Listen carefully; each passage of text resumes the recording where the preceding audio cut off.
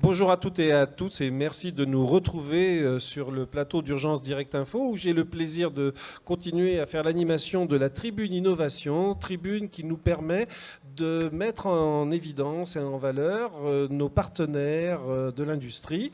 Aujourd'hui, j'ai le plaisir de recevoir le docteur David Murg et le docteur Loïc Murg qui sont de la société Crazysoft et qui vont nous parler d'un produit qui est le produit Mencorn. Alors j'ai posé la première question, à quoi correspond ce nom? Alors David, je te passe la parole. Parle-nous du produit et déjà dis-nous pourquoi Mencorn.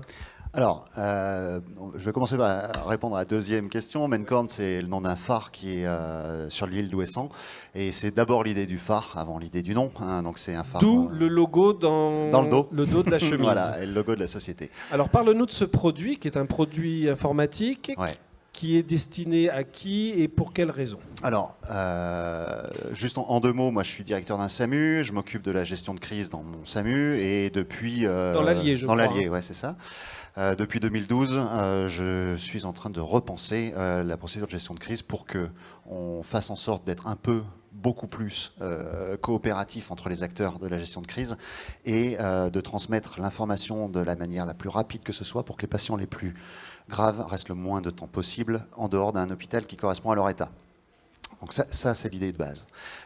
Oui. Donc c'est organisationnel, comment améliorer la prise en charge des patients en situation de crise. C'est la finalité et donc j'ai dirigé une thèse de médecine sur le sujet qui montre que tous les SAMU font exactement les mêmes actions, on fait tous la même chose, on ne les fait pas dans le même ordre, on ne les fait pas avec les mêmes outils. Et donc l'idée de développer Mencorn, le logiciel, nous est venue à ce moment-là et on a donc développé une solution logicielle qui permet d'anticiper toutes les étapes de la prise en charge d'une gestion de crise, depuis l'alerte de l'événement jusqu'à l'admission hospitalière, tout ça dans un but unique de gagner du temps pour les victimes. Alors, comme tu le sais, David, on a cette vidéo qui est aussi diffusée sur Internet. Et vous allez voir, pendant que nous sommes en train de discuter autour de cette table, passe sur le côté de l'écran donc la vidéo présentant les fonctionnalités. Peut-être le directeur général va nous en donner quelques détails et quelques éléments. Oui, alors l'idée générale présentée par David se traduit dans le périmètre fonctionnel par une solution qui est actuellement la seule existante sur ce périmètre-là, qui permet de gérer toute la procédure du déclenchement d'une situation de crise jusqu'à l'hospitalisation de la victime, en passant par deux grandes fonctionnalités type, les fonctionnalités salle de crise, qui vont permettre d'alerter des partenaires, de rédiger des bilans, de solliciter des renforts extérieurs dans d'autres départements, d'autres SAMU par exemple, ou d'autres SDIS, si c'est un SDIS qui évidemment utilise la solution, d'aller chercher des lits d'hospitalisation pour anticiper l'arrivée des victimes. Et puis les fonctionnalités qui vont correspondre aux sites déportés, donc qui sont de plusieurs types, le centre de regroupement de moyens, qui permettent d'anticiper l'arrivée de tous les vecteurs d'évacuation et donc d'organiser au mieux les convois, le poste sanitaire mobile, qui nous permet de gérer en lien avec la pharmacie de l'hôpital toutes les délivrances thérapeutiques avec des ordonnances informatisées, et puis bien évidemment toute la gestion des fonctions de prise en charge des victimes avec le poste médical avancé, les zones de tri, les zones de soins, urgence absolue, urgence relative, etc. et bien évidemment l'évacuation.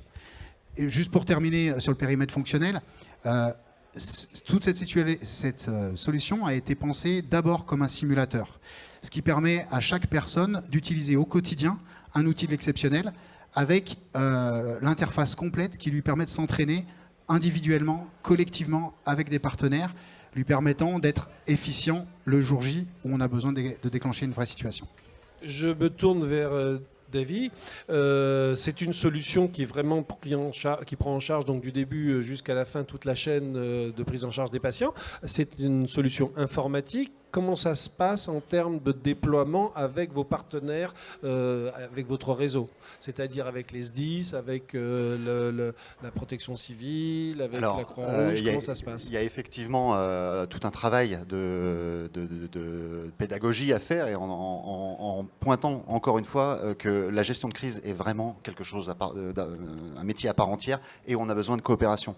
Quand on montre la solution à ces acteurs-là, que ce soit alors l'institutionnel, c'est la préfecture ou les ARS, et les opérationnels pompiers, quand ils voient la facilité d'utilisation et l'ergonomie, l'information qu'ils obtiennent, qui est la même pour tous, qui est partagée, enfin voilà, la vitesse de transmission, il y a une séduction qui est forte.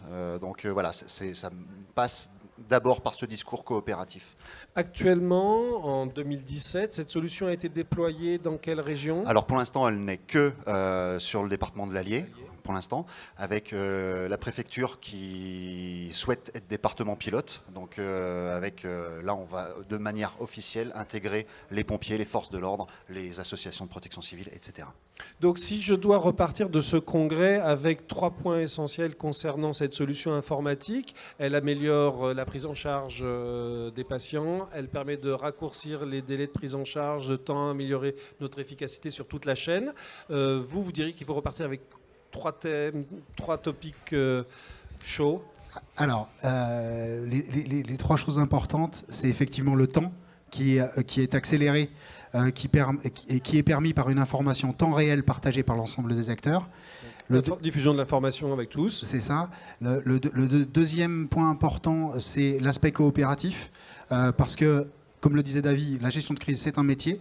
Et aujourd'hui, où on essaye d'intervenir sur une même situation avec des compétences, des organisations, des procédures et des outils différents, là, l'idée, c'est vraiment de choisir une organisation commune sur laquelle repose une gestion de crise. Et le troisième élément que je pointerai, qu'on n'a pas cité parce qu'on a cité plein, c'est la sérénité qui est permise auprès des équipes, parce que on a très peu d'appels téléphoniques, il n'y a plus d'appels téléphoniques, on est passé de l'ordre de 400 appels téléphoniques à moins de 5 sur les exercices qu'on a fait. Donc il n'y a plus d'appels téléphoniques, et les gens qui déclenchent ces procédures n'ont plus peur de les déclencher parce qu'ils maîtrisent l'outil, parce qu'ils s'entraînent au quotidien. J'imagine que vous avez fait des simulations localement, donc ça va se répandre assez rapidement. Vous avez des contacts avec d'autres structures, Paris, Nice? Alors, justement, sans dévoiler de secret industriel. Hein. Mais le salon était pour nous, on a fini le logiciel on a validé avec un dernier exercice le 18 mai. Le logiciel est donc maintenant terminé, et le salon était pour nous l'occasion de rencontrer les partenaires possibles. Donc beaucoup de SAMU, pas mal de SAMU sont venus nous voir. On sent qu'il y a un intérêt fort. Voilà, on n'a pas de doute. Maintenant, le maître mot, c'est preparedness, c'est ça? Voilà. Peut-être juste rajouter à ce que dit David, ça nous a aussi permis, on a pu contacter de futurs peut-être clients, mais on a aussi rencontré des institutionnels ou des industriels qui nous ont, je pense à la société Exos ou à la Zip Santé qui développe le SI SAMU, qui reconnaissent notre solution comme étant plutôt performante et qui envisagent des partenariats avec nous. Eh bien, écoutez, je tiens à vous remercier tous les deux, Loïc et David, d'être venus sur notre plateau pour nous parler de cette solution. Et je vous souhaite plein de succès et bien sûr un bon fan de congrès. Et je vous dis à l'an prochain, bien entendu. Merci encore d'être venus. Au revoir. Merci. Au revoir.